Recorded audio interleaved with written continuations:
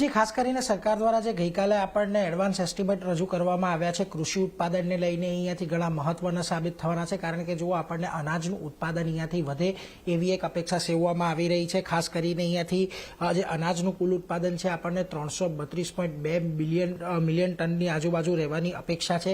ખાસ કરીને આમાં જે મહત્વની વાત છે તે ઘઉં ચોખાનું ઉત્પાદન અહીંયાથી આપણને વધતું દેખાયું છે અને બીજી તરફ જે શ્રીઅન્ન એટલે કે મિલેટ્સ છે એના ઉત્પાદનની અંદર આપણને વધારો દેખાઈ રહ્યો છે. એટલે આ ઉત્પાદન વધારાને કારણે અહીંયાથી ખાસ કરીને આપણને સેન્ટિમેન્ટ થોડાક સુધરતા જોવા મળે એવી એક આશા અહીંયાથી છે. જો અનાજની અંદર સૌથી વધારે જે ઉત્પાદન વધારો આપણને જોવા મળી રહ્યો છે એમાં ચોખાનું ઉત્પાદન છે, જે લગભગ 2022-23ની અંદર 135.76 મિલિયન ટનની આજુબાજુ હતું, જે આપણને 2023-24માં 137.83 મિલિયન ટનની આજુબાજુ એક રહેવાનું અનુમાન બની રહ્યું છે.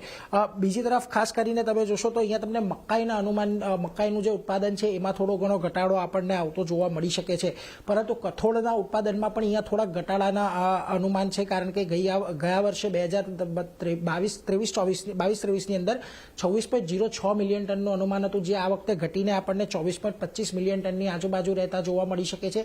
અને એમાં ખાસ કરીને ચણા અને તુવેરની દાળ આ બે જે પાક છે એ થોડા ઓછા લેવામાં આવ્યા છે. મહારાષ્ટ્ર અને રાજસ્થાનના અમુક વિસ્તારોમાં વરસાદ થોડોક અનિયમિત રહ્યો હતો, જેને કારણે અહીંયા આપણને ઉત્પાદનમાં ખાસ ઘટાડો જોવા મળી શકે છે. અને બીજી તરફ તમને તેલીબિયાના ઉત્પાદનનું અનુમાન પણ ઘટતું જોવા મળ્યું છે, જેમાં 2022-23ની અંદર 41.36 મિલિયન ટનની આજુબાજુનું જે અનુમાન હતું તે ઘટાડીને તેમણે 39.67 મિલિયન ટનની આજુબાજુ આપણને રહેતું જોવા મળી રહ્યું છે.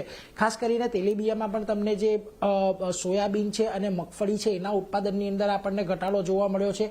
જો કે અહીંયાથી ખાસ કરીને જે રાયડાનું ઉત્પાદન છે ને રેપસીડનું ઉત્પાદન છે એની અંદર આપણને વધારો થતો જોવા મળ્યો છે, એટલે થોડુંક ઓફસેટ અહીંયાથી થયું છે. પરંતુ ઓવરઓલ તમે જોશો તો તમને જે અન્ય જે રોકડ પાક છે જ્યુટ એની અંદર એક વધારાનું અનુમાન છે અને કપાસની અંદર એક ઘટાડો આવી શકે છે. તો ઓવરઓલ એક અનાજના ઉત્પાદનની અંદર આપણને વધારો જોવા મળી શકે છે, પરંતુ કઠોળ તેલીબિયાની અંદર આપણને ઘટાડો જોવાનું એક અનુમાન અત્યારે સરકાર દ્વારા રજૂ કરવામાં આવ્યો છે. જી નીરજ, આ સમગ્ર